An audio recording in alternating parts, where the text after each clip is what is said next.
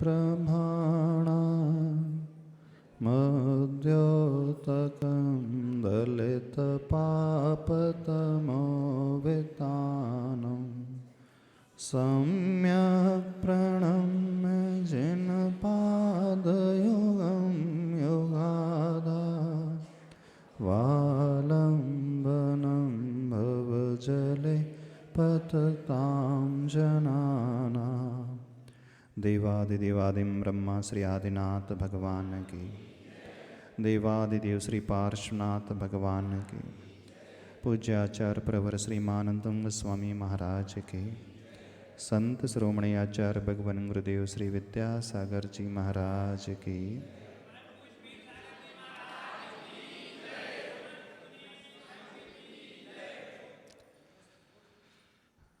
इस भक्तामर स्तोत्र की यात्रा में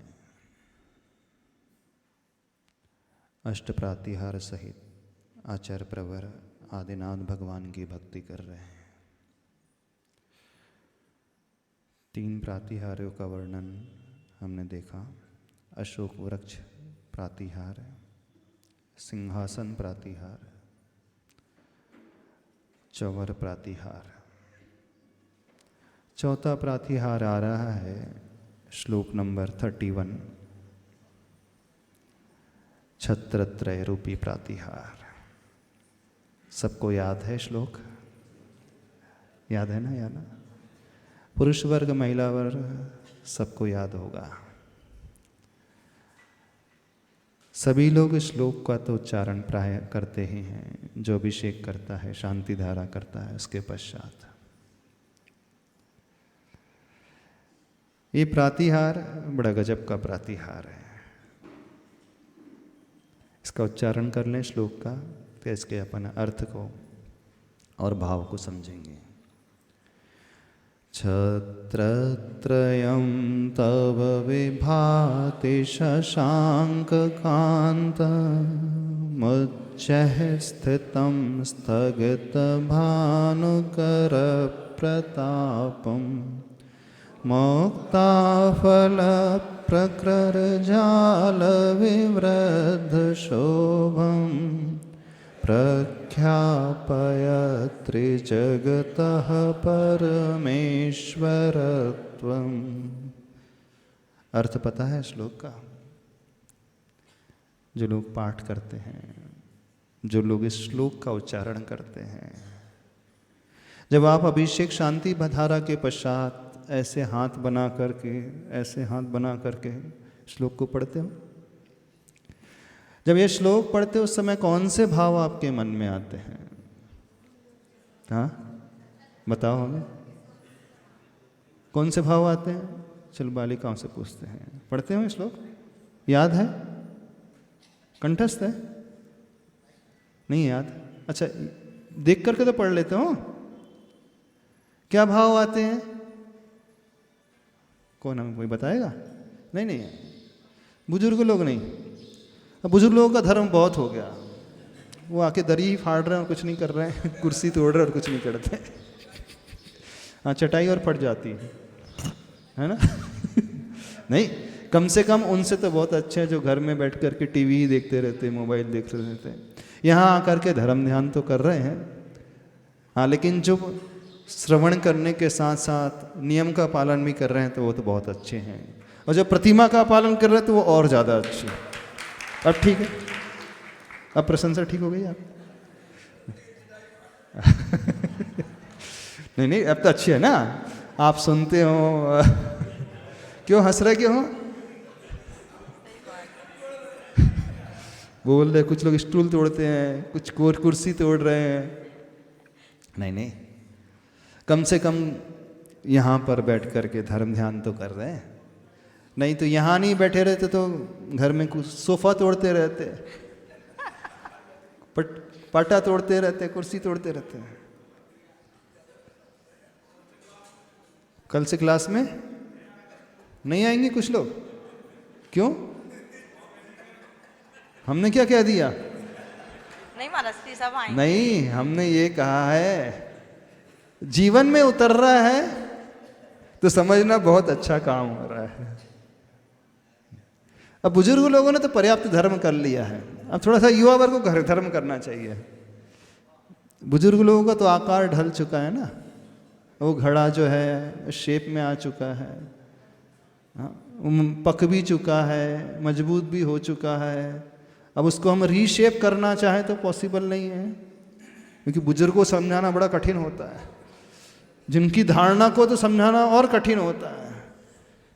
होते ना, पूछो नए लोगों से पूछो, वो बोले हमारी सासू माँ समझती ही नहीं है। हाँ, जो दादाजी हैं उनकी धारणा जो बनी है वो बदलते ही नहीं है। बदलते हैं नहीं, साधारण सा नियम है। अब जिसने जिंदगी जिस क्षेत्र में गुजार दी है, हम एकदम से उनसे ये अपेक्षा करें कि वो बदल जाएं, ये हमारी अपेक्षा ही गलत है। तो आकार किसे दिया जा सकता है? जो मिट्टी गीली होती है उसी को हम एक आकार दे सकते हैं। घड़ा बनाना है, सुराही बनाना है, दीपक बनाना है, तस्तरी बनाना है, चिलम बनाना है, हुक्का बनाना है, क्या बनाना है, जो भी बनाना चाहे। हाँ हाँ हाँ हाँ, पत्थर में नहीं मिटता है, पत्थर के टूटने के साथ ही मिटता है। वृद्ध पत्थर तो नहीं है क्या? बुरा तो नहीं लग गया हमारी बात का? नहीं, बुरा नहीं मानना, कोई भी बुरा नहीं माने। नहीं मानोगे ना बुरा? हाँ, तो कौन हमें बताएगा श्लोक का अर्थ? हाँ, कोई खड़ा हुआ था। हाँ, क्षत्रत्रय श्लोक का अर्थ जो आप पढ़ते हो। नमोस्तु महाराष्ट्री। महाराष्ट्री, हम तो ये भावना भाके स्तोत्र पढ़ते हैं, तेरी छत्र छाया भगवान मेरे सिर पर हो। मतलब जैसे ही हम आपको छत्र बना रहे वैसे ही आप अपना मतलब छाया हमारे सिर पर हमेशा बनाए रखना। अच्छा। और हमारा मरण जब भी हो तो समाधि मरण। तो भगवान चाहते हैं? नहीं, हम भगवान से चाहते हैं। नहीं तो भगवान छत्ता है ना, भगवान छत्ता बना के रखें, छाया बना के रखेंगे ऐसा? महाराष्ट्री सुधा सागर जी ने ये बताया। नहीं, हम पूछ रहे हैं, भगवान छत्ता है ना? नहीं, छतरी है क्या है? हम लोग छत्र अच्छा, चढ़ाते भगवान हमारे को महाराष्ट्री। छाता लगाएंगे, हम भगवान पे छाता लगाएंगे। भगवान आपके ऊपर छत्रत्र लगाएंगे कि आप छत्रत्र भगवान पर लगाओगे? महाराज जी, भगवान की हम लोग तो छत्र लगाते हैं, लेकिन उनकी छत्र छाया, उनकी छांव में हम लोगों का जो भी होगा वो अच्छा ही होगा, ये सोच के छत्र चढ़ा। अच्छा, ये सोच करके उनसे चढ़ा। कोई अपेक्षा नहीं है। कोई अपेक्षा नहीं, तो बिना अपेक्षा का छत्र दान दे देते हैं। बताइए ना, वो समाधि मरण की बस की जो भी होगा तो अच्छा होगा, और अंत बस समाधि मरण हो। नमोस्तु महाराष्ट्री। और किस भाव से श्लोक पढ़ते हैं? हाँ हाँ बताओ।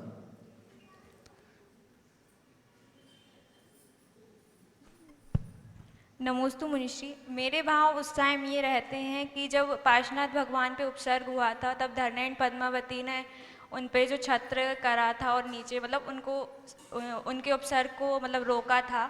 तो इस हिसाब से हम भी अगर ऐसा कभी हुआ तो हम भी उस टाइम पे भगवान की मतलब ऐसा कर सकें, ये चीज़। अच्छा, भगवान पे उपसर्ग हो तो आप उपसर्ग दूर मतलब कर किसी सकें। भी मुनि महाराज या कुछ भी तो उस टाइम सहायता कर सकें, इस हिसाब से। हाँ, मुनि महाराज पे कहने का मतलब मुनि महाराज पे उपसर्ग हुआ तो होता। अच्छा, धरणेन पद्मावती ने छत्र लगाया था। और कौन बताएगा? हाँ। नमोस्तु महाराष्ट्री। महाराष्ट्री, ये ऊर्ध्वलोक, मध्यलोक, अधोलोक का जो छत्र मतलब कि ये तीन जो रहते हैं ना, तीनों लोक के मतलब उसके द्वारा छत्र है ये। तीन लोक के द्वारा? ऊर्ध्वलोक और मध्यलोक और अधोलोक। अच्छा, ये प्रतीक है हाँ, मतलब। पुस्तक में लिखा, पढ़ लिया। नहीं पढ़ा, हमें पता था पहले से। तीन लोक का आकार तो अलग प्रकार का रहता है।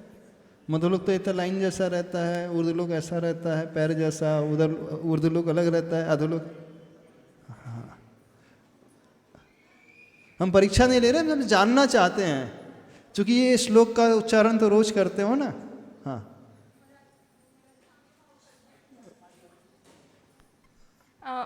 ये भाव करते हैं कि ये जो छत्र है ये धूप की किरणों से बचा रहा है, और इसमें जो मोती हैं ये दर्शाते हैं कि आप तीनों लोक के स्वामी हैं। अच्छा, बहुत अच्छा, वेरी गुड। और भी कोई बताएगा? हाँ महाराष्ट्री, हाँ, हम क्या लोग कहना है? ये चिंतन ऐसा रहता है कि जब एक सामान्य छाता, हाँ, जब हमें धूप की किरणों से, बरसात से, यानी कि हाँ एक उपसर्गों से हमें बचाता है, एक छाया देता है, शीतलता देता है, तो हे प्रभु, जब आप तीन लोक के नाथ हैं और आपके ऊपर हमें छत्र लगाएंगे तो स्वाभाविक छाया हमारे ऊपर आ ही जाएगी और शीतलता हमें प्राप्त हो जाएगी। अच्छा, और भी कुछ है भाव? और तो इतने पर्याप्त हो गए कि और भी कुछ बाकी है? हाँ, बाकी है? क्या बाकी है? महामंत्री जी बाकी हैं? नहीं, भाव बाकी है कि नहीं, हम ये पूछ रहे हैं। नमस्ते महाराज जी। महाराज जी, जब किसी हम विशेष व्यक्ति के पास जाते हैं, हाँ, जब किसी विशिष्ट व्यक्ति के पास जाते हैं, और जब भगवान तो परमपिता परमेश्वर हैं, 3 लोक के नाथ हैं, तो जब कुछ जाते हैं तो कुछ ऐसा विशिष्ट दिखना चाहिए कि लगे ये परमपिता परमेश्वर हैं।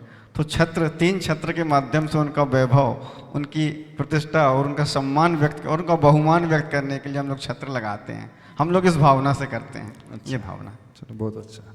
अब इसके अर्थ का अपन देख लें। और तो कुछ बाकी नहीं रह गया? किसी को कुछ कहना? हाँ, रह गया? अध्यक्ष महोदय, हाँ ठीक है। नहीं महाराज जी, मैं आप छत्र के अर्थ पे बढ़े, मैं उसके पहले चंवर की बात करना चाहूंगी। अच्छा। कि इस चंवर वाले काव्य में तो श्वेत और शुभ्र चंवर की बात है, तो वास्तव में हम जो चंवर यूज करते हैं वो मोती के या कैसे चंवर होने चाहिए? सिर्फ ये कि मोती के हो कि कैसे हो, वो बस उसकी बात है। इस पर डिस्कशन तो हो चुका है चंवर पे। हुआ? हमने नहीं सुना। अच्छा, आप नहीं आए थे तो हो गया। हाँ, बस अच्छा, इतना। तो आप लोग जब आओगे फिर से हम उसका डिस्कशन करें। नहीं, हम सुन लेंगे फिर अगर हो गया तो। वैसे चंवर जो है, उनकी जो झालरें हैं, मोतियों की तो वर्णन आया नहीं है। चंवर जब ढूंढते हैं तो उसमें ऐसा प्रतीत होता है मानो प्रभु का दुग्ध से अभिषेक ही हो रहा है। अब दुग्ध से अभिषेक कब प्रतीत होगा? जब ऐसे श्वेत रंग की उनमें झालरें लगी रहेंगी। वो मोतियों की झालरें नहीं होती हैं, तो कपड़ा ही रहेगा इस प्रकार का, उसमें उसी वैसे प्रकार का चंवर बनना चाहिए। राजा के लिए भी ऐसा ही होता है। और 3 लोक के नाथ महाराज हैं, अधिराज हैं, देवादिदेव हैं, तो इनके ऊपर भी जो चंवर बनाए जाते हैं इसी प्रकार से। वो सोने चांदी का आप हैंडल बना सकते हैं, लेकिन जो लटे हैं, झालरें हैं, वो कपड़े की ही होना, सफ़ेद अच्छी चमकीली हो, श्वेत वर्ण की, ऐसे। जी, नमस्ते। वही तो ढोरते बन देंगे। मोती से आप कहाँ ढोरोगे चंवर? हाँ हाँ हाँ, इस प्रकार से बनाना चाहिए। चलिए, श्वेत का वर्णन आया है, गोल्डन का वर्णन नहीं आया, झालरों का। जो वर्णन आया वो अपन पर कह रहे हैं। आचार्य प्रवर मानतुम स्वामी जी ने जिन चमरों का वर्णन किया है वो चंद्रमा जैसे श्वेत कांति को लिए हुए, दुग्ध जैसे श्वेत धारा बह रही है, ऐसा वर्णन किया है। तो ये अपन प्रयोग करेंगे तो बहुत अच्छा रहेगा। अब छत्रत्रय का वर्णन अपन समझ लें। पहले इसके शब्दार्थ को देख लें, फिर इसके भाव को समझते हैं। छत्रत्रयम तव विभाति शशांक कांतम। मुच्चय लिखा है दूसरे चरण में, तो वास्तव में वो कांतम का अनुस्वार था, नीचे उच्चय था, अनुस्वार नीचे चला गया तो मुच्चय बन गया। छत्रत्रयम, त्रय का अर्थ होता है 3, छत्र वो छातानुमा जो रचना होती है। अब 3 छत्रों का वर्णन आता है। 3 छत्र क्या एक ही साइज के रहेंगे कि छोटा फिर बड़ा फिर और बड़ा रहेगा, कि बड़ा फिर छोटा और छोटा रहेगा? नहीं। जैसे भगवान के मंदिर का शिखर होता है ना, शिखर बेस में बड़ा रहेगा, बीच में जाएंगे थोड़ा छोटा रहेगा, और ऊपर जाएंगे तो टॉप में कलश में एकदम छोटा हो जाता है। तो जैसे शिखर की रचना होती है वैसे ही 3 छत्रों का अनुपात उस प्रकार से होना चाहिए। इन्हें मस्तक के ऊपर सबसे पहले अधिक डायामीटर वाला सबसे बड़ा छत्र रहेगा, फिर दूसरे नंबर का छत्र उससे मध्यम, तीसरे नंबर का उससे छोटा। कई मंदिर में ये देखा है कि पहले वो छोटा वाला लगा देते हैं, फिर सेकंड नंबर में तो मीडियम आ ही जाता है, फिर टॉप में जो है सबसे बड़ा लगा देते हैं। नहीं, जो वर्णन आता है पहले बड़ा हो, फिर उसके ऊपर मध्यम हो, फिर उसके ऊपर और छोटा हो, यानी वो शिखर का शेप अथवा 3 लोक के टॉप का वो शेप ले ले। इस शेप में उसे लगाया जाना चाहिए। छत्रत्रयम, 3 छत्रों का वर्णन आया है।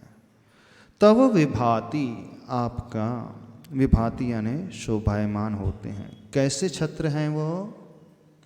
शशांक कांतम, शशांक का अर्थ है चंद्रमा, कांति का अर्थ है उसकी कांति को लिए, आभा को लिए। जैसे चंद्रमा अपनी कांति को, चांदनी को फैलाता है, मानो छत्र भी वैसे ही हो। तो इससे तो ऐसा निकलता है छत्र जो है रजत वर्ण के होना चाहिए, चांदी के ही होना चाहिए। चांदी के ही नहीं, रजत में मुख्यतः उसमें चांदी हो, अन्य भी मणियाँ रहेंगी उसमें, स्वर्ण भी हो सकता है, लेकिन जैसे चंद्रमा अपनी कांति बिखेरता है, उस प्रकार हे प्रभु आप जब समवसरण में विराजित हुए हैं, आपके ऊपर वो कुबेर के द्वारा जो निर्मित छत्रत्रय है वो कैसा प्रतीत हो रहा था? शशांक कांत, तीनों ही छत्र उस कांति को लिए हुए प्रतीत हो रहे थे, शोभायमान हो रहे थे। फिर कैसा है? उच्चः स्थितम, ऊंचा स्थित है। ऐसा नहीं कि भगवान के सिर से एकदम सटा हुआ हो, कई मंदिर में ऐसे देखे हैं वो एकदम टच करता है, उसमें लटकी हुई जो लड़ें होती हैं वो भगवान के मस्तक को टच करने लगती हैं। ऐसा नहीं होना चाहिए, पर्याप्त गैप होना चाहिए। उच्चः स्थितम लिखा है, एकदम सट करके स्थित नहीं लिखा है। यदि सट करके हो जाएगा तो जैसे सैनिक लोग वो टोपा पहनते हैं ना हाँ, अपने सैनिकों की वो ड्रेस देखी होगी, वो टोप नहीं है। छाता भी आप कभी भी एकदम टच करके लगाते हो नहीं, पर्याप्त स्थान होता है दोनों के, सिर के और उन छत्र के बीच में। तो वो कहा जा रहा है उच्चः स्थितम, ऊंचा जो स्थित है। क्या कर रहा है वो? स्थगित भानु कर प्रतापम। भानु का अर्थ होता है सूर्य, कर का अर्थ होता है उसकी किरणें, और उसके प्रताप को, यानी सूर्य की किरणों से निकलने वाले प्रताप को वो स्थगित यानी रोक रहा है। तो क्या भगवान को भी धूप लगती है?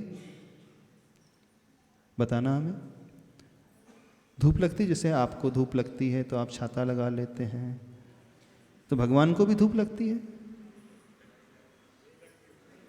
तो यहाँ क्या वर्णन किया जा रहा है? स्थगित भानु कर प्रतापम। उस भानु सूर्य की किरणों का निकलने वाला, से निकलने वाला जो प्रताप है, सूर्य से फैलने वाला जो तेज है, उसको रोक रहा है। फिर क्यों कहा गया? रहस्य को समझने की कोशिश करें। इसमें बहुत सुंदर रहस्य छिपा हुआ है इस दूसरे चरण में, स्थगित भानु कर प्रतापम। जो व्यक्ति इसको पकड़ लेगा बहुत बड़े रहस्य को पकड़ लेगा। क्या है इसका अर्थ? वह छत्र उस सूर्य के किरणों के प्रताप को रोकने वाला है, उन तक नहीं पहुंचाने वाला है। अब सुनना, ये तो प्रतीक हो गया, अब इसका भाव क्या है? पहले पूरा अर्थ पढ़ लें, नीचे की 2 पंक्तियों का शब्दार्थ पढ़ लें, फिर बाद में इसका भावार्थ निकालते हैं। तीसरे चरण में लिखा है मुक्ता फल प्रकर जाल विवृद्ध शोभम। मुक्ता का अर्थ होता है मोतियों, फल यानी मोतियों के समूह, प्रकर मुक्ता फल यानी मोती की जो माला है उसके समूह से सहित विवृद्ध हो रहा है, उसका जाल बनाया है। उसमें जो लड़े लटकी हैं बहुत गुच्छे के रूप में वो मोतियों की माला उन छत्रों में लगी हुई हैं। मोतियों का गुच्छा है जैसे, उसी के द्वारा निर्मित उन छत्रों में वो लड़ियाँ लगी हुई हैं, कम मात्रा में नहीं। प्रख्यापयन है मूल में, वो प्रख्यापित कर रहे हैं क्या? त्रिजगत परमेश्वरत्वम। वो क्या प्रख्यापित कर रहे हैं? 3 छत्र क्या संदेश दे रहे हैं? तीनों ही जगत के आप परमेश्वर हैं। तीनों ही लोकों के आप स्वामी हैं। ये हो गया शब्दार्थ। सामान्य से आसान है शब्दार्थ। अब इसका भाव क्या है, मुख्य बात यह समझने की है यहाँ पर। तो जैसे दूसरे चरण में कहा स्थगित भानुकर प्रतापम, यानी वह सूर्य के किरणों के प्रताप को रोकने वाला है। तो छत्र का महत्व अथवा जो छत्र लगाता है वो क्या पाता है जानते हो? जिसके जीवन में भी जो संताप आते हैं, जो आता पा रहे हैं, जो परेशानियां आ रही हैं, तो यदि परेशानियों से बचना चाहते हो, अब आपके काम की बात कर रहे हैं, सबसे बड़ी काम की बात कर रहे हैं, फल की बात कर रहे हैं, मुद्दे की बात है जिसके लिए आप लगाना चाहते हैं। छत्र लगाने का फायदा क्या है? जो संताप से पीड़ित हैं, संताप का अर्थ क्या होता है? आतप से पीड़ित हैं। सूर्य का तेज है, ताप है, सूर्य में ताप होता है, गर्मी है, उष्मा है, बहुत ज्यादा ऊर्जा है। तो वह छत्र सूर्य की ऊर्जा को रोकने वाला, उसको सोखने वाला। अब जिसके जीवन में बहुत सारे ताप हैं, संताप है, आतप है, टेंशन है, परेशानियां हैं, तो ये टेंशन को यदि जीतना चाहते हो, उस ताप को यदि जीतना चाहते हो, उस ताप से ऊपर उठना चाहते हो, तो ये छत्र वो देने वाला है। अब यह समझना आपको संताप कौन कौन से होते हैं। बड़े से बड़े ताप को रोकने वाला है। जो आपके ऊपर ऑर्डर चलाता है, चलो और दूसरा फायदा बता रहे, हाँ, उसके ऑर्डर को भी यदि आप रोकना चाहते हो, जो आपके ऊपर शक्ति का प्रहार कर रहा है, उसकी शक्ति के प्रहार को यदि रोकना चाहते हो, जो व्यक्ति अपने बल से आपको दबाना चाह रहा है, अब आपके सारे फायदे गिना रहे हैं, वैसे गिनाना नहीं चाहिए था, फिर भी बता दे रहे हैं, क्योंकि जब तक आपको आपके फायदे की बात नहीं मिलेगी, आप लोग करोगे भी नहीं। आप लोग भक्ति से प्रेरित होकर के करोगे नहीं, हमें पता है। जब तक कुछ तब मिलता नहीं है, बनिया को कुछ करता नहीं है वो। हर बनिया बड़ी स्वार्थी है, और आप लोग तो उनसे भी ज्यादा स्वार्थी हैं। नहीं है स्वार्थी, काय के लिए आते हैं यहाँ पे? क्यों आ रहे हैं यहाँ पे? जब जब जीवन में ताप उत्पन्न हो, ताप से यदि बचना चाह रहे हो, तो इस छत्र का प्रयोग किया करो, छत्र को देखा करो, छत्र सहित प्रभु की स्तुति किया करो, छत्र चढ़ाने के भाव अपने भीतर पैदा किया करो। जब जब आपके जीवन में तनाव है, टेंशन है बहुत ज्यादा, उस टेंशन के ताप से बचना चाहते हो, जो लोग बहुत ज्यादा प्रताड़ित हैं, खासकर उनके लिए कह रहे हैं। प्रताड़ित किससे हैं? किससे प्रताड़ित हो आप लोग? क्योंकि ताप का अर्थ क्या होता है? संताप आपको कोई देता है, कुछ ऐसे शब्दों का प्रयोग करता है, उससे आप प्रताड़ित हो जाते हैं। कुछ लोग पति प्रताड़ित होते हैं, कुछ लोग पत्नी प्रताड़ित होते हैं, कुछ लोग बहू प्रताड़ित होते हैं, कुछ सासू प्रताड़ित होते हैं। सभी प्रकार के प्रताड़ित होते हैं कि नहीं होते? आप लोग क्या पति प्रताड़ित हो ना, कि सासू प्रताड़ित हो? क्या प्रताड़ित हो? कि बहू प्रताड़ित हो? आप लोग किससे संतापित हो? पत्नी से, कि पार्टनर से, कि बॉस से? चलो आपके काम की बात। बॉस से, कस्टमर से, बड़ा आदमी है समाज का, उससे, किससे हो? किससे प्रताड़ित हो? किससे संतापित हो? संतापित का मतलब अंदर ही अंदर वो बात घूमते चले जाना, अंदर ही अंदर वो बात उठते चले जाना, अंदर ही अंदर किसी का कहा हुआ शब्द जो हमसे सहन नहीं हो रहा है, हमारे प्रति किया हुआ अपमान जो हमसे सहन नहीं हो रहा है। किसी ने भरी सभा में हमारा अपमान कर दिया, और वह अपमान आपको बार बार दिखाई दे रहा है, याद आ रहा है, वो घटनाक्रम बार बार आंखों के आगे झूलता है, वो आपको चैन से सोने नहीं दे रहा है ना? जिन जिन लोगों को नींद की समस्या है टेंशन के कारण, उन सबके लिए बड़ा फायदे वाला श्लोक आ रहा है। जिन्हें नींद नहीं आती है, जिनका ब्लड प्रेशर बहुत हाइपर हो जाता है, बहुत बढ़ जाता है किसी बात को लेकर के, जिनका धैर्य बहुत कमजोर है, पेशेंस लेवल जिनका बहुत कम रहता है, जो किसी की बात को सहन नहीं कर पाते, जिनकी सहन शक्ति बहुत कम है। इस श्लोक के बड़े सारे फायदे हैं, बहुत सारे फायदे हैं, गिनाते चले जाएंगे पूरे नहीं हो पाएंगे, क्योंकि सबका पेशेंस लेवल बहुत कम है। आपका पेशेंस अच्छा है, धैर्य है? कितने लोग किसी की बात को बर्दाश्त कर जाते हैं, इजीली डाइजेस्ट कर जाते हैं। हाँ, बोले एक सुनाते हैं तो दो और सुनाते हैं हम। बोले जो लोग अपनी सहन क्षमता, सहन क्षमता, सहन शक्ति बढ़ाना चाहते हैं, बिल्कुल, और सहन शक्ति बढ़ने का सबसे बड़ा जो लाभ है जीवन में उस आनंद को पाना। क्योंकि जो जितना अधिक पेशेंस वाला होता है, धैर्य होता है जिसके भीतर, वह व्यक्ति उतना ही आनंद में रहता है। और जो व्यक्ति ऐसे आनंद में रहेगा वो कभी टेंशन में नहीं आ पाएगा, वह कभी तनावग्रस्त नहीं रहेगा। वो कैसी भी परिस्थिति में रह जाए संसार में, कैसे भी माहौल में रहे, एटमॉस्फेयर कैसा भी रहे, सराउंडिंग कैसी भी रहे, लोग कैसे भी रहे, बहुत ज़्यादा गुस्सैल लोगों के साथ जिनका पाला पड़ता रहता है, होते हैं ना कि मिसमैच बहुत देखने को मिलते हैं। एक पार्टनर अच्छा है, दूसरा एकदम हावी होने वाला है, होता है ना। ट्यूनिंग वाले तो बहुत रेयरली मिलते हैं, बहुत पुण्य, साथी से पुण्य कर्म का उदय हो तब जोड़ी मिलती है ऐसी। गलत तो नहीं करें नरेंद्र जी? साथी से पुण्य कर्म का उदय हो तब ऐसी जोड़ी मिलती है कि दोनों एक दूसरे को समझ रहे हैं। नहीं तो होता क्या है, एक दबाता है दूसरा दबता है, एक प्रताड़ित होता है दूसरा प्रताड़ित करते ही रहता है। तो सही ये चल गलती है, एक दबाए दूसरा दबता रहे।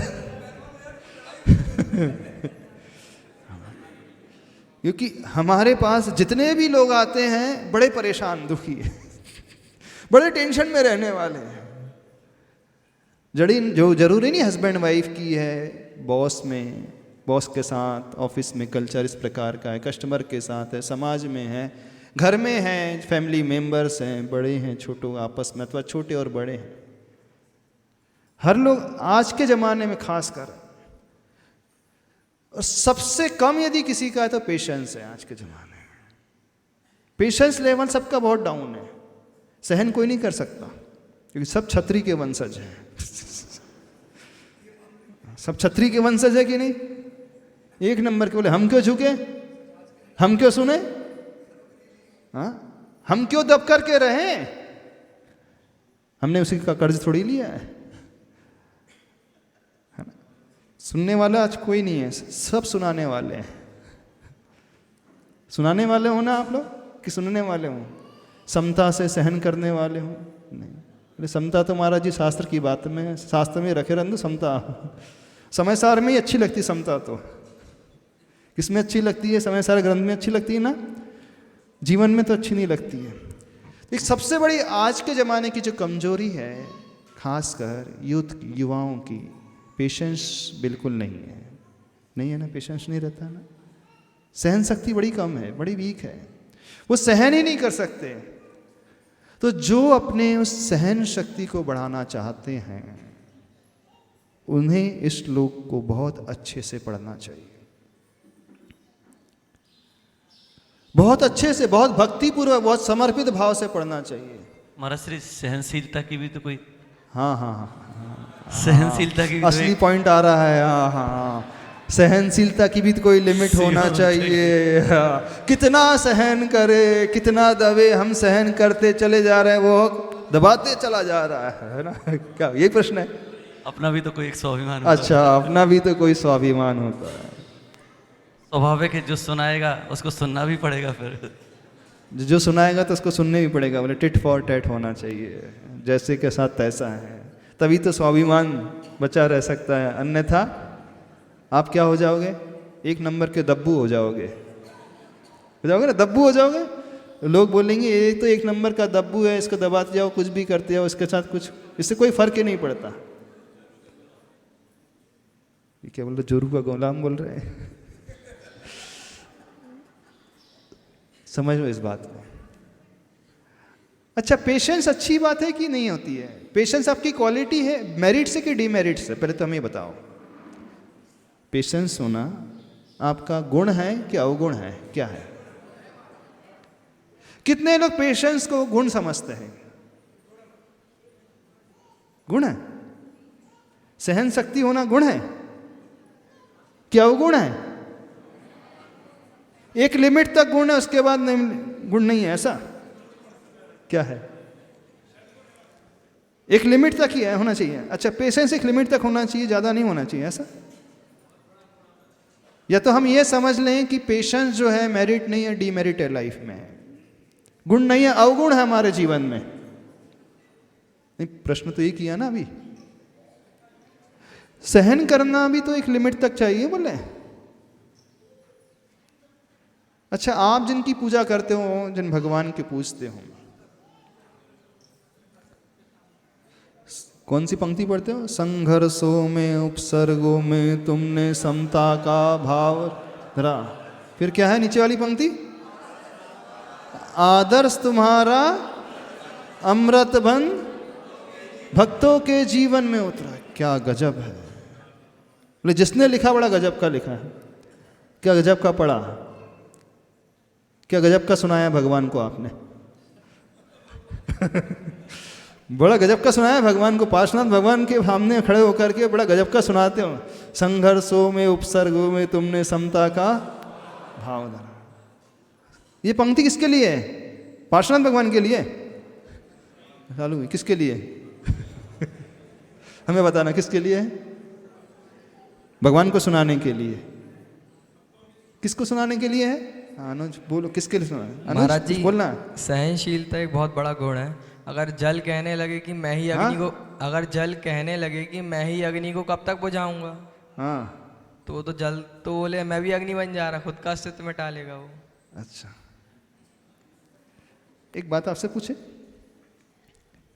कुत्ता आपने देखा? कुत्ता, हाँ देखा है? बहुत सारे हैं यहाँ पर, बहुत सारे नहीं, यानी शाहपुरा में।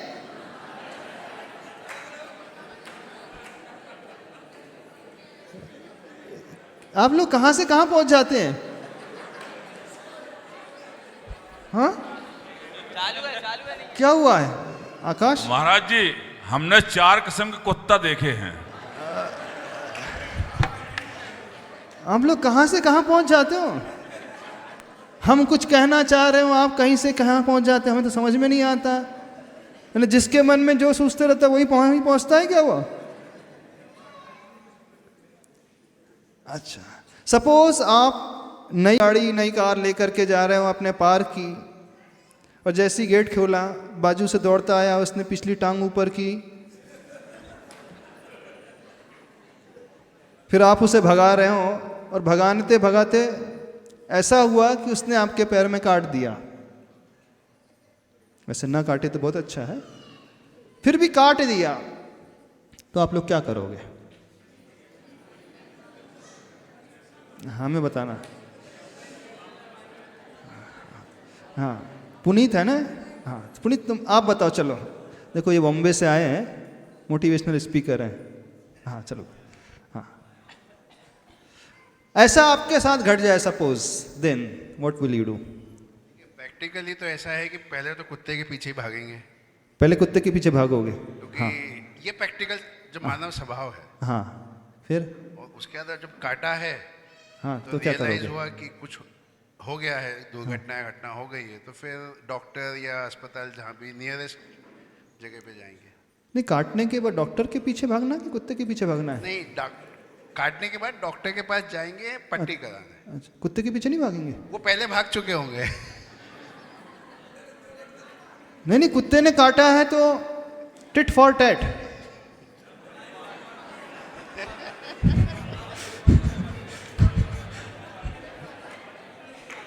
क्या है? कुत्ते ने काटा है तो टिट फॉर टैट। उसने आपके लेफ्ट में काटा है तो आप भी पीछे वाले लेफ्ट पैर में काटोगे? नहीं, एक्चुअली अभी तक ऐसा सुनने में आया है, हाँ। आज तक अगर वो काटेगा हाँ। तो इंजेक्शन अपने को लगेंगे, हाँ। अगर अपन काटेंगे तो उसको लगेंगे कि नहीं लगेंगे ये नहीं मालूम है। नहीं, यदि वो काटेगा तो उसे काटने के लिए दौड़ोगे कि नहीं दौड़ोगे, हमें तो बता दो। नहीं, रूल क्या कह रहा है? टिट फॉर टैट, जैसे के साथ तैसा। उसने एक पैर में काटा है तो हम क्यों? अपन तो बड़े वाले हैं। उसने एक सुनाया है तो उसने एक सुनाया है तो क्या 2 सुनाएंगे? उसने एक पैर में काटा है तो क्या होना चाहिए? 2 में काटना चाहिए कि नहीं? कायदे से जो टिट फॉर टैट का डेफिनेशन तो यही होता है। टिट फॉर टैट की डेफिनेशन ये होती है कि उसने एक पैर में काटा तो आप भी उसी को एक पैर में। बट समय के हिसाब से हम अपनी परिस्थितियों के हिसाब से चेंज कर देते हैं चीजों। अच्छा, चेंज करते हैं तो आप उसे काटेंगे नहीं? कौन उसे काटेगा, हम जानना चाहते हैं। कुत्ते के काटने पर कौन उसे काटेगा? कोई नहीं काटेगा। क्यों नहीं काटोगे? आप क्या क्षमा की मूर्ति बन गए हो क्या? इधर हाँ? पे आप लोग क्या क्षमा की मूर्ति बन गए हो? इधर पे परिस्थिति दूसरी बनेगी। यदि वो हमें काटेगा तो हम उसका मुंह तोड़ देंगे कि वो दूसरे को काटने के लायक ना बचे। नहीं, कुत्ते के काटने पर कोई भी उसके पीछे नहीं भागता है। सब पहले डॉक्टर की तलाश करते, भैया अपने आप को बचाओ, है ना? हाँ। अच्छा, आप उसे काटोगे क्यों नहीं? कारण, अब दूसरा कारण पूछ रहा है। आप लोगों ने कोई भी नहीं काटेगा उसे, क्यों नहीं काटोगे? कारण देखो, आप नहीं काट रहे हैं तो कोई ना कोई रीजन तो होगा। क्यों नहीं काटोगे उसे? हाँ। नमोस्तु महर्षि। महर्षि, क्योंकि कुत्ते को काटने से कोई सेंस नहीं निकलेगा। कुछ सेंस नहीं निकलेगा। हाँ, और मतलब कभी भी अगर कोई किसी को हर्ट करता है तो उसके पीछे उसका रीज़न होता है कि मुझे जैसा हर्ट हुआ है उसे भी वैसा लगना चाहिए, तो उसी रीजन से हम उसे वैसा ही सुनाते जैसा उसने हमें कहा है। और हमारे से एक क्वेश्चन था कि नहीं, अभी कुत्ते के काटने से काटा क्यों नहीं जाता? पहले इसको पकड़ने की कोशिश कर रहे हैं। आप लोग क्यों नहीं काटते हो? क्योंकि हाँ, अब हम बताएं आपको क्यों नहीं काटते हैं आप लोग? हाँ, बोले यदि वो काटे और हम भी काटने लगे तो और ज़्यादा चांसेस है कि रेबीज और ज़्यादा फैल ना जाए। इन्हें रेबीज आपको ज़्यादा ना जल्दी ना हो जाए, इस डर से आप उसे नहीं काटते हो, समझना। आप उस पर कोई एहसान नहीं कर रहे छोड़ करके। महर्षि, क्योंकि अपन कुत्ते नहीं है, वो कुत्ता, वो काटता अपन थोड़ी ना है। अच्छा, कुत्ता ही काटता है और वो भी दूसरा भी काटने लगे तो वो भी कुत्ता बन जाएगा, और जो नहीं काटेगा कुत्ता नहीं होता है,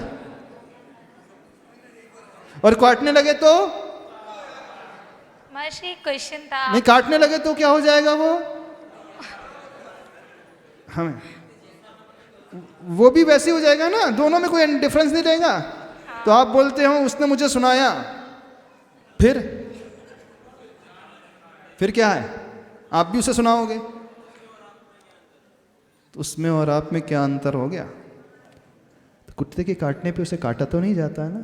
क्या किया जाता है? कुत्ते के काटने पर अपना इलाज कराया जाता है, अपने को देखा जाता है। इसलिए देखा जाता है हम कितना खो देंगे यदि हम अपनी ओर ध्यान नहीं देंगे। कितना खोना पड़ सकता है, जान से भी हाथ धोना पड़ सकता है। तो व्यक्ति दृष्टि तुरंत अपनी ओर लाता है, उसने मुझे काटा है तो उस जैसा बिहेव मुझे नहीं करना है। यदि मैं भी उस जैसा बिहेव कर लूँगा तो मैं कितना खोऊंगा। तो पहले आप अपनी सुरक्षा करते हो, न कि उस ओर भागने की कोशिश करते हो। अब यही बात हम जीवन शैली की में लेकर के आ रहे हैं। अब जिनका व्यवहार आपके साथ अच्छा नहीं रहता है, हाँ क्वेश्चन कर रहे थे आप कुछ, हाँ समझना। नमोस्तु महर्षि। जिनका व्यवहार आपके साथ अच्छा नहीं रहता है, आप उनके साथ कैसा करते हो? उसी जैसा कि अपनी सुरक्षा करते हो। उसने काट लिया इन द सेंस कुछ कह दिया, तो आप भी वैसे ही बन जाते हो कि अपनी पीस को बरकरार रखते हो, अपनी शांति को, अपने स्वभाव को एज इट इज मेंटेन करके रखते हो। क्या करते हो ऐसे कुत्तों से? हाँ, आइडियली तो वो है कि वो कुत्ता एक टांग ऊपर करके के टायर के सामने कुछ कर रहा था तो आप उससे मुंह ही नहीं लगते, साइड से निकल जाते। हाँ, काटने की नौबत है ना आए, भौके जो हैं तभी निकल जाए। वैसे मेरे साथ ऐसी कंडीशन में 50-50 चांसेस रहते हैं। क्या मतलब महाराज जी, क्वेश्चन भी मेरा यही था कि अगर अपने से बड़ा कुछ कहता है तो माइंड में एक थॉट सेट हो जाता है कि वो बड़े हैं, बोल दिया है तो ठीक है, पेशेंस अपन रख लेते हैं और चुप रहते हैं। पर अगर सेम एज ग्रुप का कोई कुछ बोले तो यहाँ प्रॉब्लम क्रिएट हो जाती है। बड़े हैं इस कारण आप उनसे कुछ नहीं कहते हो, यदि हम उम्र होता तो कह ही देते। महाराज जी, फिर पेशेंस लेवल डाउन हो जाता है, फिर पेशेंस नहीं रह पाता है अपने आप। तो कोई बड़ा हमसे कुछ करे, चूंकि बड़ा है इस कारण हम उनसे इस प्रकार का दुर्व्यवहार नहीं करते। सेम एज वाला है तो कर जाते, और वो छोटा होता तो हम 2 बार काट देते। नहीं महाराज जी, उस समय मतलब उनकी बातें सुन लेते हैं। हाँ। फिर बाद में रियलाइज होता कि उनने सच ही मतलब अपने लिए अच्छा बोला था और गुस्सा ना करके ठीक किया। आप इस डर से यदि रिप्लाई नहीं कर रहे हो कि वो बड़ा है तो भी तो सही नहीं हुआ है। आपके मन में भाव क्या था? अब बड़े हैं घर के, माँ है, पिता है, बड़ा भाई है, बड़े लोग हैं, सासू हैं। जिस दिन मौका मिलेगा मैं उस योग हो जाऊंगी, फिर दिखती हूँ, है ना। यदि इस कारण भी आप शांति से बैठे हुए हैं तो शांति थोड़ी कहलाती है। अंदर से तो संतापित हो ही, अंदर से तो पीड़ित ही हो ही, इसका नाम सही व्यवहार नहीं हुआ है। एक बात शायद हमने पहले कभी कही थी, Forgive others not because they deserve the forgiveness, but because we deserve the peace. हम दूसरे को क्षमा करें इसलिए नहीं वे क्षमा करने के अधिकारी हैं, बल्कि इसलिए कि हम शांति पाने के अधिकारी हैं। हमें शांति से रहना, हमें अपने में रहना, हमें आनंद में रहना। इस कारण मैं उससे कुछ नहीं कह रहा हूँ, ना कि वो बड़ा है। इस कारण समझने की कोशिश करना। अधिकांशतः आप लोग क्या करते हो, अब वो बड़ा है इस कारण कुछ नहीं बोलते हैं, वो छोटा है बेचारा इस कारण कुछ नहीं बोलते हैं। उसमें और उस व्यक्ति में क्या हुआ, कुत्ते को क्यों नहीं काट रहा? इसलिए नहीं काट रहा कि मुझे रेबीज हो जाएगा, इस कारण अपने आप को बचाना है। इसका नाम तो सही व्यवहार नहीं हुआ। सही व्यवहार तो वो होता है जब हम कैपेबल हों। वो छोटा भी है, हम उससे 2 बार काट भी सकते थे, हम 2 सुना करके शांत भी कर सकते थे, 2 मार करके उसे चुप भी कर सकते थे, फिर भी चलो जाने दो। तब मानना आप उस संताप को सहन करके अपने स्वभाव में आ रहे हैं। बात समझ में आ रही है? नहीं समझ में आ रही है? संघर्षों में, उपसर्गों में तुमने समता का भाव धरा। कि भगवान को सुनाने के लिए? किसके लिए? किसको? नहीं, पड़ोसी। हमारे 4 जन पूजा करते हैं ना, तो थोड़ा पड़ोसी सुन ले। देखो पार्श्वनाथ भगवान ऐसे थे, संघर्षों में, उपसर्गों में समता का भाव रखा था। मैं भी उपसर्ग करूँ तो तुम भी समता का भाव रखना। ऐसा क्यों चालू? ऐसा? हाँ हाँ, नमस्ते। पूछने वाला था महाराज जी कि अगर जैसे ठीक है अपन अपनी लाइफ में तो समता का भाव रखने की कोशिश करें, लेकिन अगर महाराज जी पे ही उपसर्ग आ रहा है, भगवान पे ही उपसर्ग आ रहा है, तो आप तो कहते हैं ना कि अगर धर्म की रक्षा के लिए तो हमको आगे आना ही पड़ेगा। हाँ, वो तो करना ही चाहिए। अन्याय का तो प्रतिकार होना ही चाहिए। आपके देश पे कोई आक्रमण कर रहा है, आपकी समाज पे कोई कर रहा है, देव गुरु शास्त्र पे कर रहा है, छोटे से बच्चे पे कर रहा है, उसको बचाने के लिए। हम अभी बात कर रहे हैं स्वयं के लिए, अपने ऊपर जब बीतती है। अब 90% तो व्यक्ति को जो प्रॉब्लम आता है अपने कारण ही आता है, बच्चे को लेकर के नहीं आता ज्यादा। धैर्य अलग अलग जगह रखें क्या? इसके लिए अलग जगह रखें, उसके लिए अपने खुद के लिए अलग जगह रखें, और एक धैर्य अलग रखें, मतलब उसके लिए। क्या कह रहे हो? क्या बोल रहे हो महाराज जी? दो प्रकार का हो गया ना अब। हाँ बिल्कुल, जीवन तो ऐसे ही जीना चाहिए। आप जिस समय पेरेंट्स हो तो पेरेंट्स की ड्यूटी निभाते हुए, जब आप देश के नागरिक हो तो देश की नागरिक की ड्यूटी निभाना है, जब आप धर्म में के क्षेत्र में आओ तो आप भक्त की ड्यूटी निभाओ, जब आप इंडिविजुअल हो तब उस समय अपने आप को कंट्रोल करना है। अभी तो बात जो चल रही है, उपसर्ग यदि हमारे ऊपर हो रहा है, कोई हमसे कुछ कह रहा है, तो हम अपनी क्षमता को इतना बढ़ाएं कि जाने दे, लेट इट गो। लेकिन अन्याय पूर्वक कोई कर रहा है, उसे सहन कर ले, वो तो कायरता मानी जाएगी। अब रावण ने आक्रमण किया तो राम भी ऐसी बैठ जाते हाथ पे हाथ, कायरता है। कौरव लड़ रहे थे, पांडव भी बैठ जाते तो वो कायरता, वो गलत है।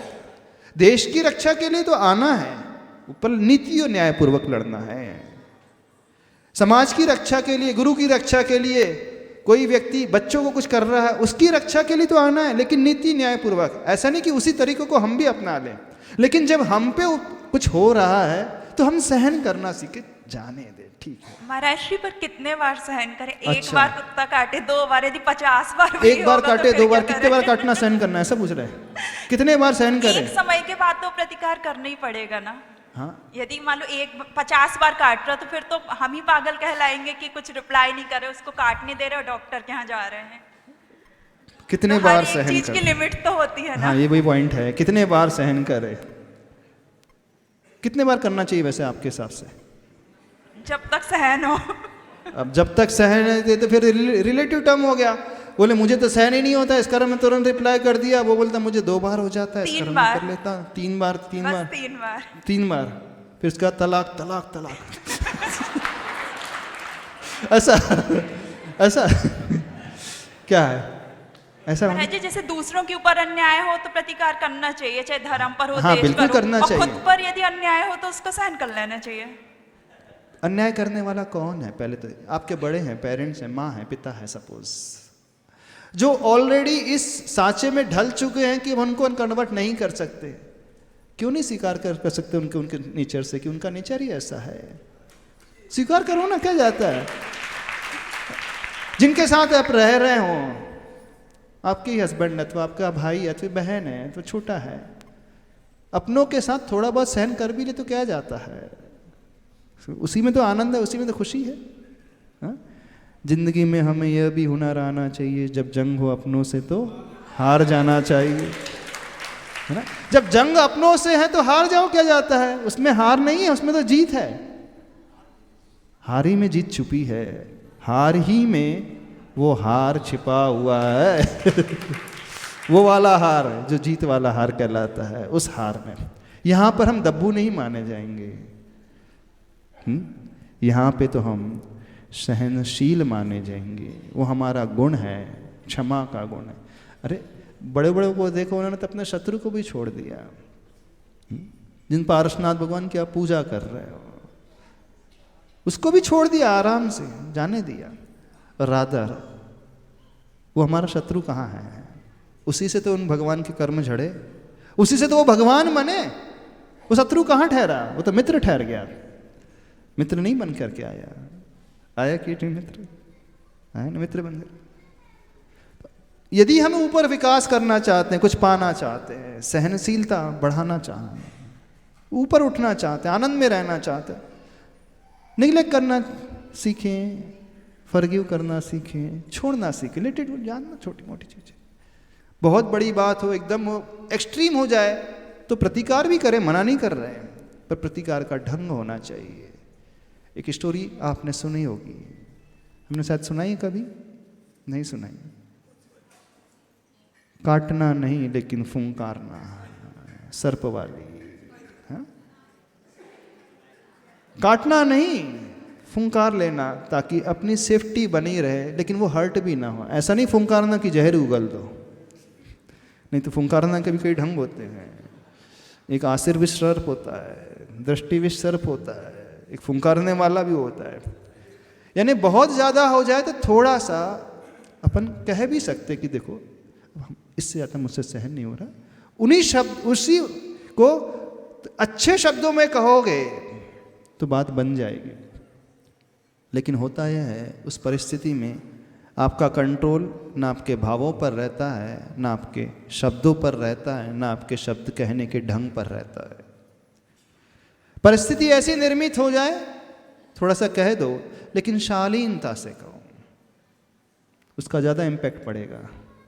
लेकिन जिस दूसरे ढंग से आप करोगे उसका इम्पैक्ट रिलेशनशिप में खराबी पैदा होने के अलावा कुछ नहीं होगा। बात समझ में आ रही?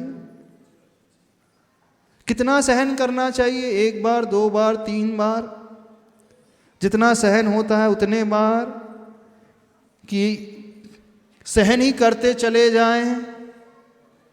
हाँ, अब अपनी अपनी लिमिट है, वो समझो, उसे पहचानो। यदि नहीं हो पा रहा है, कंट्रोल नहीं रख पा रहे हो, अब आप कहो कि महाराज जी हम तो भगवान थोड़ी हैं, आप पार्श्वनाथ भगवान की बात कर रहे हैं, जब भी देखो पार्श्वनाथ भगवान का उदाहरण लेकर के आ जाते हो। वो तो भगवान है, हम थोड़ी, हम तो ऑर्डिनरी पर्सन हैं। हम तो भीड़ में रह रहे हैं, लोगों के साथ रह रहे हैं, फैमिली में रह रहे हैं। अब हम उस कैलिबर वाले हैं ही नहीं, उतने स्टेज वाले हैं ही नहीं, हम तो एक नॉर्मल पर्सन है। अब नॉर्मल के हिसाब से क्या होना चाहिए? क्या होना चाहिए? होना चाहिए, नहीं होना चाहिए? हाँ, नॉर्मल के हिसाब से आप बता देते हैं। यदि नहीं सहन हो रहा है तो उसका अच्छा सा तरीका है, जब माहौल शांत हो जाए उसी समय नहीं रिप्लाई करना। आपस में नोकझोंक हो रही है, लड़ाई झड़ाई बहुत हो रही है, उस समय तो एटलीस्ट इतना करना, उस समय थोड़ा सा शांत रखना। थोड़ी देर के बाद जब देख ले कि सामने वाले का पारा नॉर्मल हो गया, उस समय बैठ कर के बहुत अच्छे शब्दों में यदि आप अपनी बात रखोगे, उसके बाद देखना रिजल्ट बहुत अच्छा निकल कर के आएगा। पोलाइटली अपनी बात रखोगे, उसको लेकर के, उसके ईगो को थोड़ा सा बचा करके, एकदम उसके ईगो को हर्ट ना हो जाए, ऐसा नहीं कि एकदम से वो हर्ट हो जाए, उसके ईगो को थोड़ा सा मेंटेन करते हुए अपनी बात रखोगे तो उसका रिजल्ट बहुत अच्छा निकलेगा, परिणाम निकलेगा। प्रतिकार करने का ये भी तो ढंग होता है, नहीं होता है ढंग? कहने का ये भी ढंग होता है। एक होता है ईंट का जवाब पत्थर से देना, और एक होता है शांति से, थोड़ा सा मखमली मार भी तो होती है, नहीं होती है? होती है ना? प्रेम पूर्वक मार भी तो होती है, होती है, अच्छे से होती है, और वो ज़्यादा इफेक्टिव होती है। ईंट वाली मार ज़्यादा इफेक्टिव नहीं होती है। ईंट वाली मार तो उसके शरीर को क्षत विक्षत करेगी, लेकिन मखमली मार, अंदर की मार उसके हृदय तक पहुंचेगी, और वो हृदय से फिर बदल जाएगा। कि जिसका पेशेंस इतना हो जाता है वो भी प्रतिकार करता है, हम नहीं करें, नहीं करता है, वो दब्बू नहीं होता है, वो हमेशा सहन ही नहीं करते रहता है, वो समय का इंतजार करता है। उस समय फिर उससे वो अच्छे से बोलता है और उसका प्रभाव फिर बहुत अच्छा होता है। प्रैक्टिकल लाइफ में तो ये होना चाहिए। क्या ऐसा करना संभव नहीं है? क्यों है कि भी इम्पॉसिबल है। हम नहीं कह रहे कि आप हाथ पर हाथ रख करके, आंख बंद करके, आसन लगा करके पार्श्वनाथ भगवान जैसे बैठ जाओ। नहीं, तुम तो मारते रहो, बोलते रहो, चिल्लाते रहो, मैं आंख बंद करके। ऐसा तो बिल्कुल नहीं कह रहे आपसे। समझ में आ रहा है? नहीं समझ में आ रहा? कठिन है? हाँ, कठिन तो है, कठिन तो है। ये तो हम भी कहते हैं कठिन तो है, आसान नहीं है, पर बिना कठिन मार्ग में चले मंजिल अच्छी मिलती भी तो नहीं। हाँ, कोई डाउट है? तो भगवान को जब छत्र चढ़ाओ तो क्या भाव लाते हुए? आप जैसी सहनशीलता। आपका छत्र उस भानु करके प्रताप को रोकने वाला है, स्थगित करने वाला है, उसको शोषण करने वाला है। तो प्रभु आप जैसा मैं भी बनना चाह रहा हूं, इस भाव को लाकर के छत्र चढ़ा रहा हूं कि जब जब मेरे जीवन में ऐसी वैचारिक प्रतिकूलता आ जाए, इस प्रकार का माहौल आ जाए, मेरी सहन शक्ति इतनी बढ़ जाए कि मैं उसको भी सोख लूं। यानी आपके पेशेंस को देख करके वह अपने उस प्रताड़ित पने वाले स्वभाव को ही छोड़ दे। ऐसा नहीं कि दबा करके उसके हम प्रताड़ित पने स्वभाव को कम कर रहे हैं। ये जो छत्र होता है वो सूर्य को कुछ नहीं करता है, सूर्य के प्रताप को कम नहीं करता है, इस बात को समझना। सूर्य का प्रताप तो एज इट इज उतना ही मेंटेन रहता है, बस वो अपनी शक्ति इतनी बढ़ा लेता है, भले ही किरणें कितनी भी तेज क्यों ना हो, वो सारी की सारी अवशोषित कर लेगा। भले ही सामने वाला तेज कितना भी क्यों ना हो, मैंने अपने आप को इतना बढ़ा दिया, मैंने अपने स्वभाव को इतना बढ़ा दिया कि उसका वह तेज मेरे स्वभाव के आगे अपने आप ही फीका पड़ जाए। उसे नहीं बदलना है। कहने का मतलब क्या है? सूर्य को नहीं बदला गया, यहाँ पर सूर्य के तेज को नहीं बदला गया, उस छत्र में इतनी शक्ति पैदा हो गई कि उसके प्रकाश को, उसके तेज को स्थगित करके रख रहा है, रोक रहा है। यानी इससे जो इम्प्रूवमेंट होगा, हमारे भीतर इम्प्रूवमेंट होगा। हम सामने वाले को बिल्कुल नहीं बदलेंगे, हम अपना ही इतना विकास कर लेंगे, हम अपनी क्षमता इतनी बढ़ा लेंगे, अपनी सहन शक्ति, अपना पेशेंस लेवल, अपना धैर्य इतना बढ़ा लेंगे कि हमारे धैर्य के आगे उसका तेज कुछ मायने ही नहीं रखेगा। क्या समझ रहे हो? नहीं समझ में आ रहा है? ऐसा तो नहीं लग रहा है कि बहुत ऊपर के लेवल की हम बात कर रहे हैं? हाँ, लग रहा है ऐसा? हाँ, बोलना। नमस्ते महाराज जी।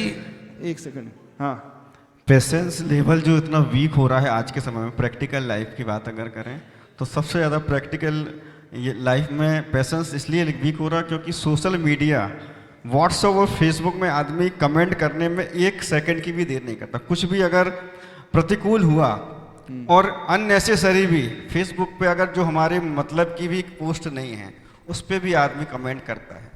इसलिए असहिष्णुता और ये असहनशीलता बढ़ती जा रही है। अरे वो कमेंट कर रहा है तो हमारी असहिष्णुता क्यों बढ़ रही? वो तो अपने नेचर को बदल ही नहीं रहा, हमको उसको देखना ही नहीं है। हम क्या कह रहे हैं, इस श्लोक से हमें क्या मिलने वाला है, हम उससे नहीं बदल रहे हैं, हम उससे कुछ कह ही नहीं रहे हैं, हम अपना लेवल इतना बढ़ा ले रहे हैं। 2 तरीके होते हैं लकीर छोटी करने की, या तो मिटा करके उसकी लकीर छोटी कर दो, या अपनी लकीर इतनी लंबी कर दो कि वह अपने आप छोटी हो जाए। हाँ, 2 व्यक्ति अमीर हैं, या तो उससे आप दबा करके उसके जीवन में इतने प्रॉब्लम क्रिएट कर दो उसका पैसा कम हो जाए, अथवा दूसरा रास्ता, आप स्वयं इतना कमा लो ना कि वो अपने आप ही छोटा हो जाएगा। आप क्यों उसे खींचना चाहते हो, क्यों उसे गिराना चाहते हो, क्यों उसके रास्ते में अवरोधक बनना चाहते हो? हम जितनी एनर्जी उसके जीवन में कुछ पैदा करने के लिए लगा रहे हैं, यदि उतनी ही एनर्जी अपने विकास में लगा दे तो हमारी लाइन अपने आप बड़ी हो जाएगी। अपनी लाइन बड़ा करना सीखो, जीवन के क्षेत्र में, सहनशीलता के क्षेत्र में, गुणों के क्षेत्र में, विकास के क्षेत्र में। हम क्यों अपनी एनर्जी वेस्ट करना चाह रहे हैं अन्य लोगों पर, अन्य दूसरों पर? जी, पेशेंस लेवल को बढ़ाने के भी कुछ तरीके जो हम अपनी पर्सनल लाइफ में कर सके, प्रैक्टिकल लाइफ कैसे बढ़ाएं पेशेंस लेवल को? पेशेंस कैसे बढ़ाया जाए, सहनशीलता कैसे बढ़ाई जाए, असहनशीलता के साइड इफेक्ट्स क्या होते हैं, ये सोचो पहले। यदि हम इम्पेशेंस रहते हैं, धैर्य नहीं होता है, तो उसके द्वारा हमें कितना कितना नहीं खोना पड़ता है, ये सोचा हमने? आज तक सिर्फ खोया है ही खोया है। जो व्यापारी, जो बिजनेसमैन अपने लॉसेस के बारे में सोचना शुरू कर देता है, मुझे लॉसेस कहाँ कहाँ से हो रहे हैं, नुकसान कहाँ कहाँ से हो रहे हैं, वो बहुत अच्छे से आगे बढ़ जाएगा। जो अपने ड्रॉबैक्स के बारे में नहीं सोचेगा, अपने लॉसेस के बारे में नहीं सोचेगा, लूप होल के बारे में नहीं सोचेगा, वो आगे नहीं बढ़ पाएगा। तो ये सोचो, यदि मैंने पेशेंस नहीं रखा तो मुझे कितना खोना पड़ रहा है। फैमिली लाइफ में खोना पड़ रहा है, फाइनेंशियल खोना पड़ रहा है, फिजिकल हेल्थ में खोना पड़ रहा है, मेंटल हेल्थ में खोना पड़ रहा है, रिलेशनशिप में खोना पड़ रहा है, सब जगह तो खोना पड़ रहा है। Physically, verbally, mentally, financially, relationship, सब जगह नहीं खोना पड़ता है, नहीं खोना। उसके लॉसेस कितने, नुकसान कितने हैं। यदि इस ओर दृष्टि चली जाए और पेशेंस नहीं रखने के फायदे कितने, वो भी देख लो। कितने फायदे बताओ? ईंट का जवाब पत्थर देने में कितने फायदे हैं? हाँ, वो दब के रहेगा, ये फायदा। अरे डंडा दिखा करके किसी को दबा रहे हैं, वो आपकी बात मान रहा है तो दिल से नहीं मान रहा, वो तो भय से मान रहा है, और भय से मिला हुआ रिस्पेक्ट कभी रिस्पेक्ट नहीं कहलाता है। भय के कारण कोई आपको पूज रहा है तो वो पूजा नहीं कहलाती है, वो तो फिर से इंतजार कर रहा है जिस दिन मैं बड़ा हो जाऊंगा उस दिन बताऊंगा, बस वही कर रहा है। तो महाराज जी ऐसा कह सकते हैं कि अपना पेशेंस लेवल अपने मनोविज्ञान के से रिलेटेड रहता है? बिल्कुल, पेशेंस सारी के सारी क्वालिटीज हमारे मन से ही रिलेटेड होती हैं और कुछ नहीं। और ये भक्ति करने का उद्देश्य यही है, ये तो कोई समझता नहीं, ये तो सूत्र नहीं। छत्रत्रयम तव विभाति शशांक, बस हो गया खत्म। क्या पढ़ते हैं कि पता ही नहीं हमें, तो दरी फाड़ रहे हैं और कुछ नहीं कर रहे यही कर रहे हैं यहाँ पे आके मंदिर में आकर के। समय हो रहा है, चलो हाँ बोलो जल्दी। अगर हम ऐसा विचार करने लगे कि हमारे साथ ये किसी ने हमारी निंदा करी, तो हमारी निंदा करी क्यों है? हमने भी कभी किसी की निंदा करी होगी, इस कारण से हमारी निंदा हुई। अब इतना कोई नहीं जाता अपने कर्म सिद्धांत में कि मैंने पूर्व भाव में किया होगा तो आज ऐसा हो रहा है। आज के ज़माने में किसी के पास इतना ज्ञान नहीं है, इतना विवेक नहीं है जो सही बता रहे हैं। हाँ, यदि कर ले तो बहुत अच्छा है। कर्म विकास सिद्धांत का वो उपयोग करने लगे, विपाक विचय धर्म ज्ञान कर लगे, मेरे ही पूर्व में किए हुए कर्म है, आज उसका फल मिल रहा है, तो बहुत अच्छी बात है। लेकिन प्रैक्टिकली सामान्य लोग इतने नहीं जा पाते। कोई बड़ी बात नहीं, जाए तो बहुत अच्छी है। यदि जो स्वाध्यायशील हो गए, बहुत भक्ति करने लगे, तो उससे तो इस रूप में होना ही चाहिए, उसका फायदा है। आज इतना ही रखते हैं, अभी समय हो गया। बोले आदिनाथ भगवान की। सुनो, बैठो बैठो बैठो। जो भक्तामर की एग्जाम हुई थी आज लास्ट वीक, उसके इनाम मिलने वाले हैं।